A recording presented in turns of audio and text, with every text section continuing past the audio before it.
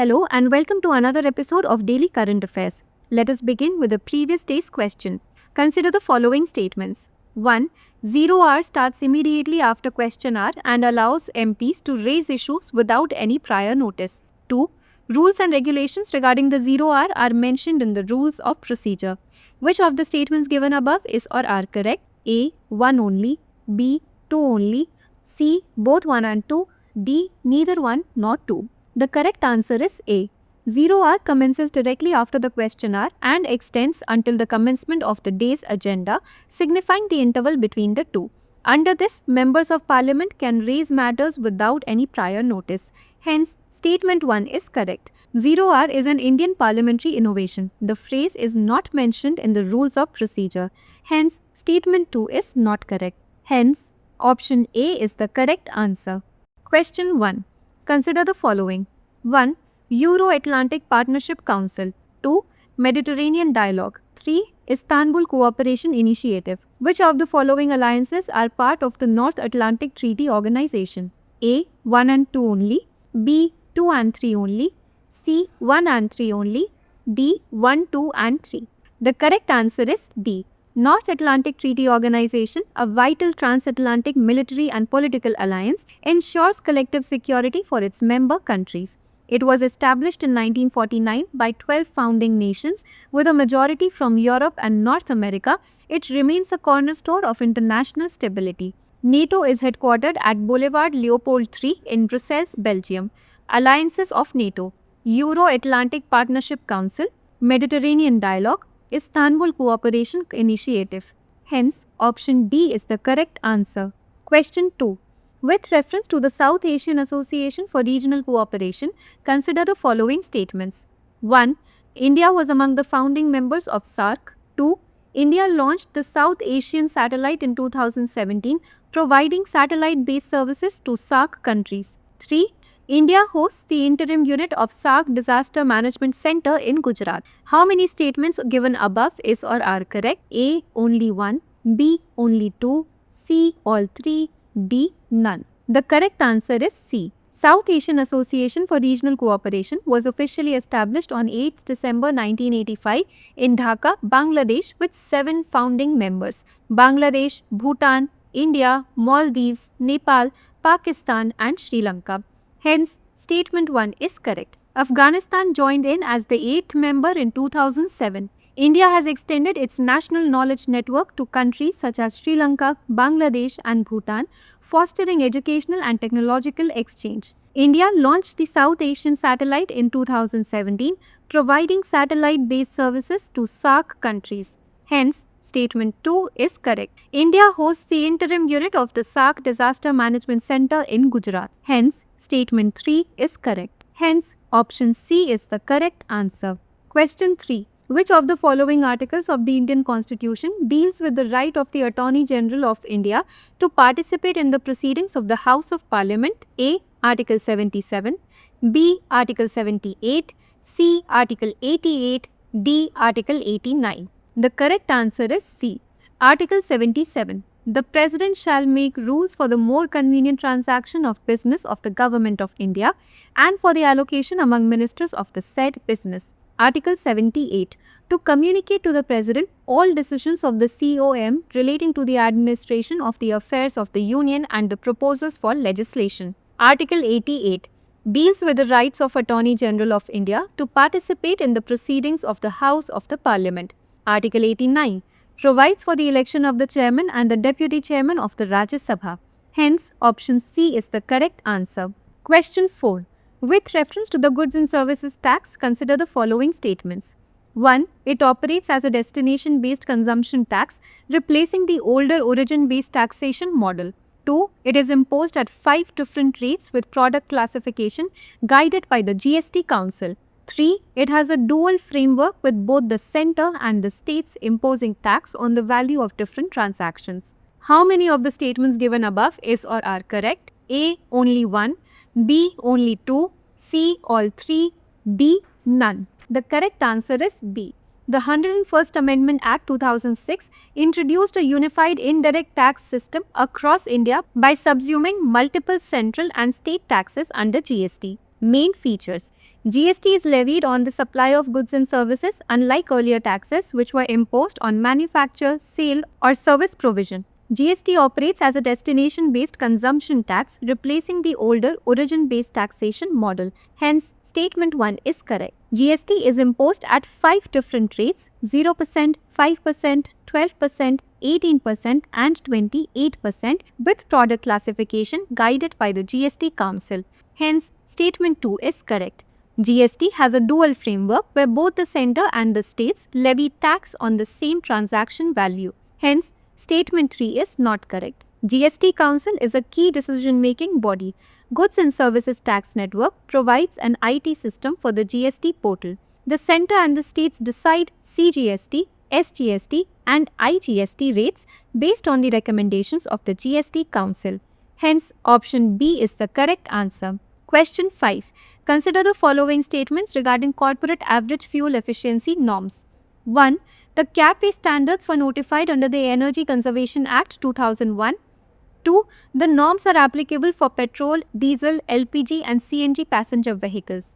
Which of the statements given above is or are correct? A. 1 only. B. 2 only. C. Both 1 and 2. D. Neither 1 nor 2. The correct answer is C.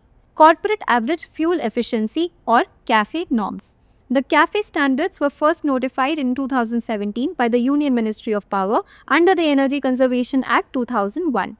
Hence, statement 1 is correct. The regulation is in accordance with the Fuel Consumption Standards of 2015 that aim to increase the fuel efficiency of vehicles by 35% by 2030.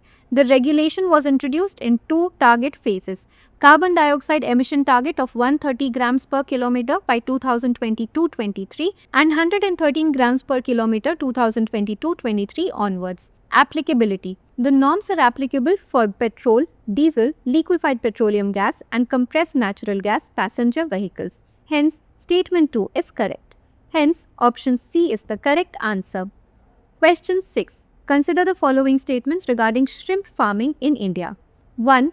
India is a leading producer and exporter of shrimp globally. 2. Andhra Pradesh, West Bengal and Gujarat are among the leading states in shrimp farming. 3.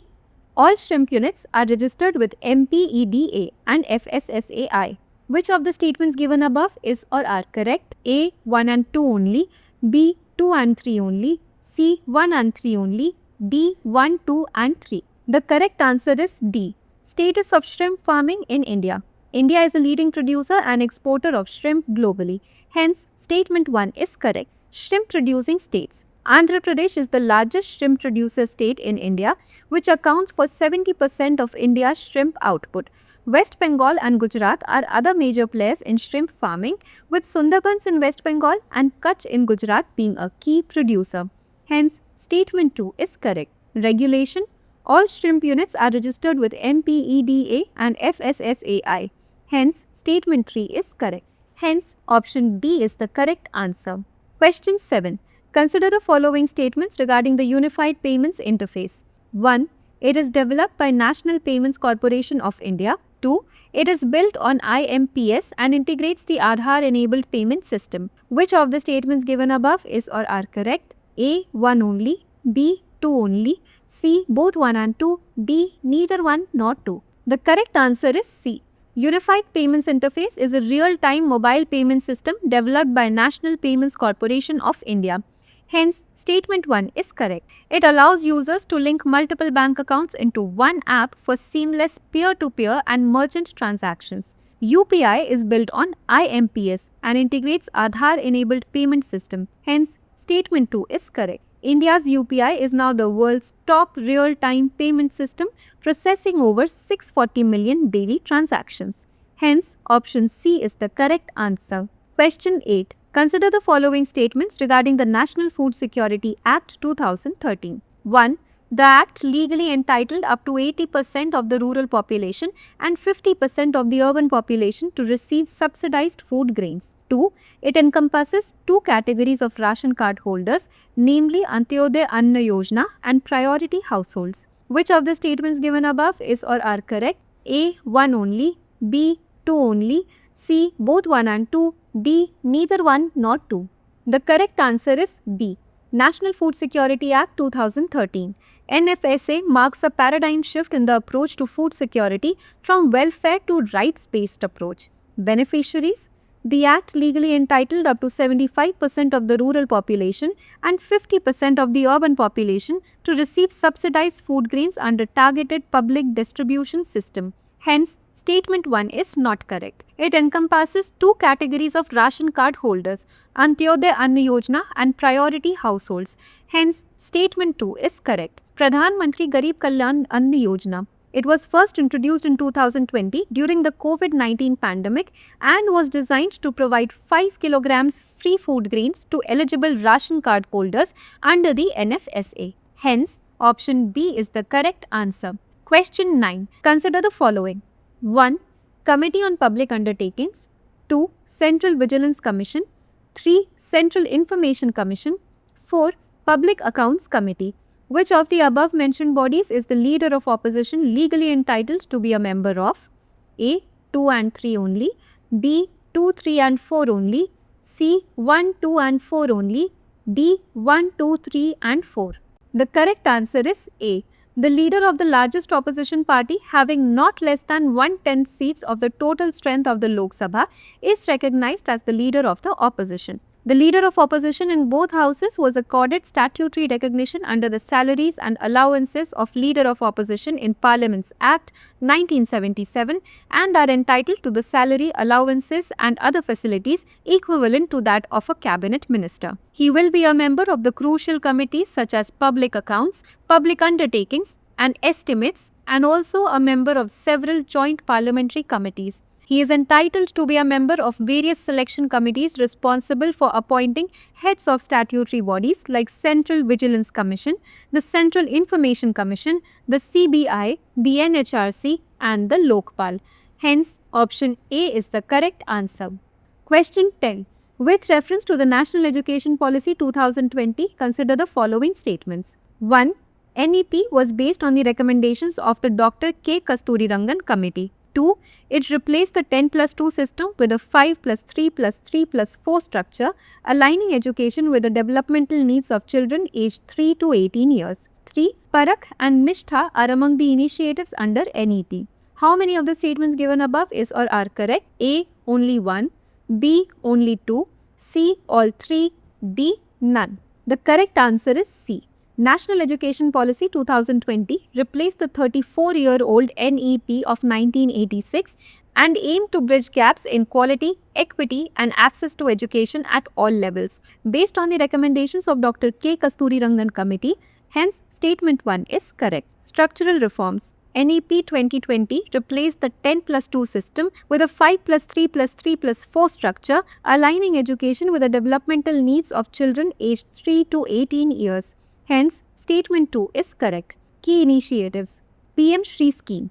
It aims to develop 14,500 ideal schools to serve as role models. Nipun Bharat Mission. It was launched to ensure foundational literacy and numeracy by grade 2. Parakh or Performance Assessment, Review and Analysis of Knowledge for Holistic Development has been introduced to monitor learning outcomes.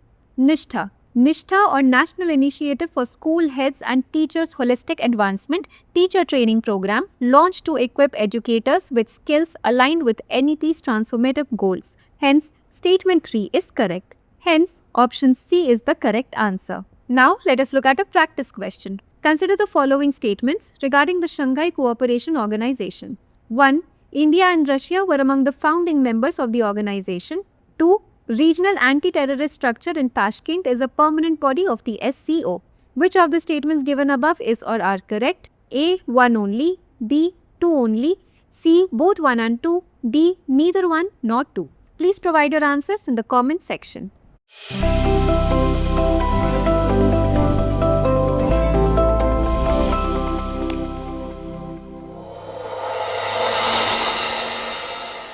अब exam की तैयारी को और बेहतर करने के लिए हमारे चैनल को लाइक, शेयर और सब्सक्राइब करना ना भूलें।